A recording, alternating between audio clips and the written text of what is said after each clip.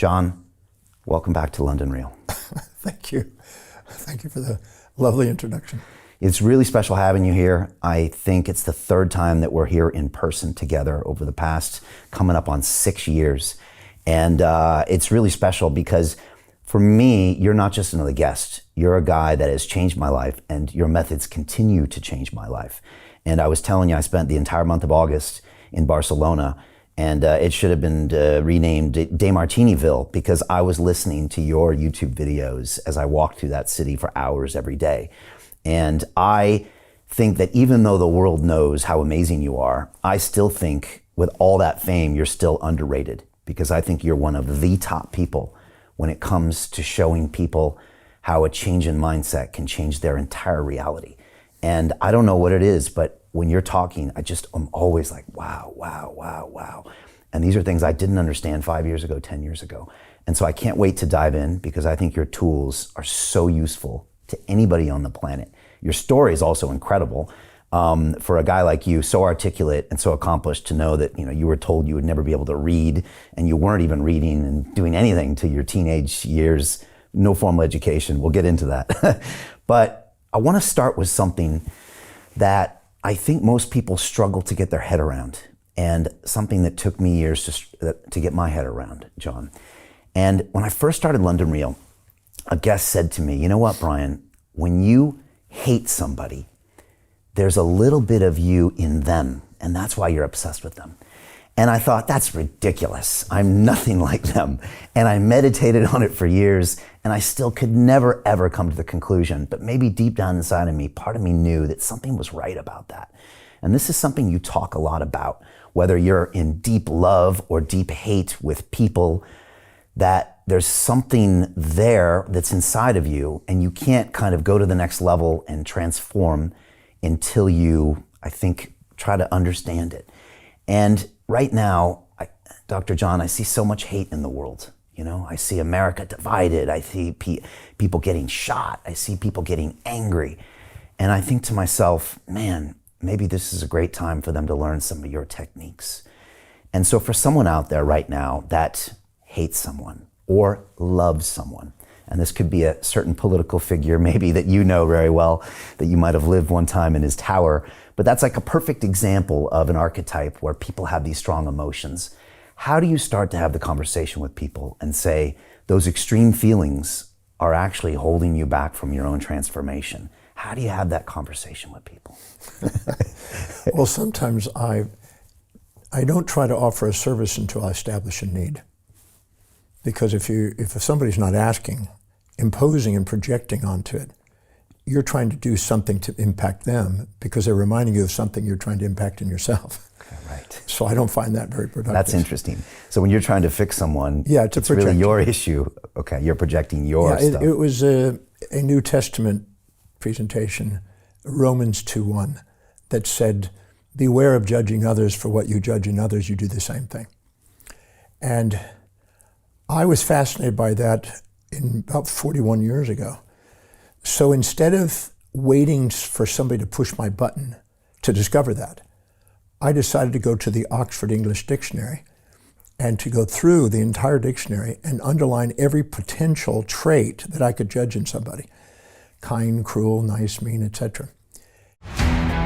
How do you get out of a rat race? How do you create wealth not only for yourself, but also for the generations to come after? I am absolutely amazed with the quality of companies that we're getting exposure to. We go on to Zoom calls with the innovators and the folks who are building new applications in metaverse, blockchain, artificial intelligence, decentralized finance. What's going on, everybody? Thumbs up if you can see me. We are focusing on early stage investment. And the quality of people that we're getting exposure to, whether it be Dan Tapiero with 1RT, Jason Ma from Open, Yatsu from Animoca. It's been a phenomenal experience thus far.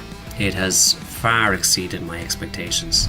We are focusing on cutting edge technologies. I view it now as the best investment I've ever made. The upside, I view, is unlimited. And as a retail investor, I would never get this exposure anywhere else outside of Investment Club. See you in the Investment Club.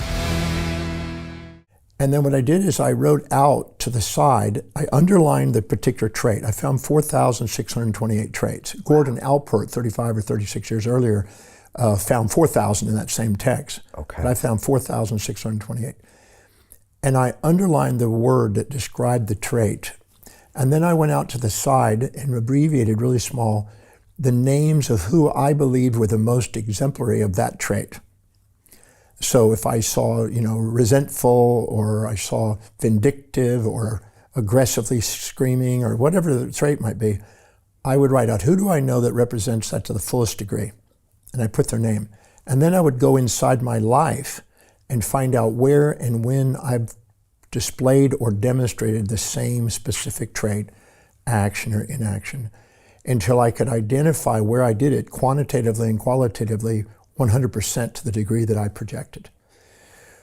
When I did that, I went through 4,628 traits. It took a couple of years to do. You had already read the dictionary cover to cover when you were younger. Well, I didn't. That dictionary I had not read cover to cover, but by going through this, I did. Okay, right. As I went through it. But I found out that I had every trait. Wow. And this is going to be probably shocking for somebody. Our fulfillment level is to the degree that we embrace all those traits. The hero, the villain, the saint, the sinner, the positive, the negative, the kind, the cruel, etc. But what we do is we tend to disown. We're too proud or too humble to admit what we see in others inside us. And we're only too proud as a dissociation from the shame we have that we're judging ourselves for that trait, and they're reminding us that's why we want to avoid them, because they're reminding us of a part of us that we haven't loved in ourselves and incorporated. We've been disowning it. We've been deflecting it, dismembering it. And so that's a disowned part of ourself that these people are bringing into our awareness. And we're judging and avoiding these people or seeking people because we can be too humble to admit what we see in them. Right. And as a result of it, they're giving us an opportunity to include the part of us that we've disowned. And our fulfillment in life is to the degree that we own it all.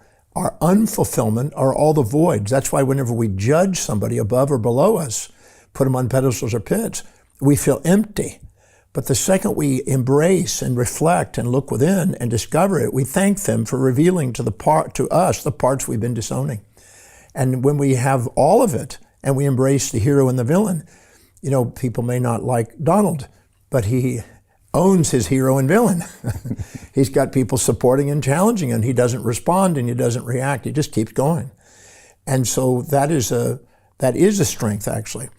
But we go around and we are addicted to moral hypocrisies that we're trying to get rid of half of ourselves and try to be only one side. And this one-sidedness, the pursuit of one-sidedness is futile. It's an empty pursuit because you're not going to get rid of half of yourself.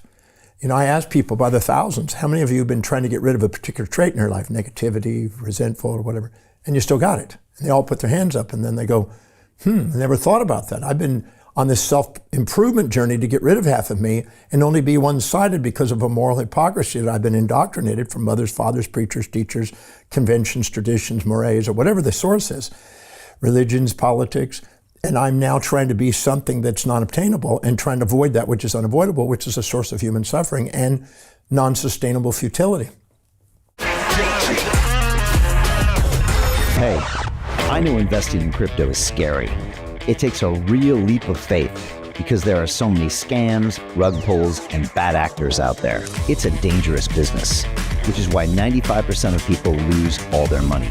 Well, that's why I created the London Real Investment Club, so you can access the hottest deals on the planet and use the crypto bull market to create the generational wealth that you deserve. Join my team of over 100 people from around the world that are making millions of dollars behind the scenes investing in blockchain, AI, Web3 games, DeFi, Bitcoin, and more.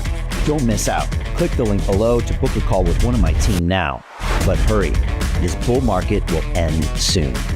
I know investing in crypto can be scary. That's why you gotta join the investment club. Pull the trigger. Let's do this.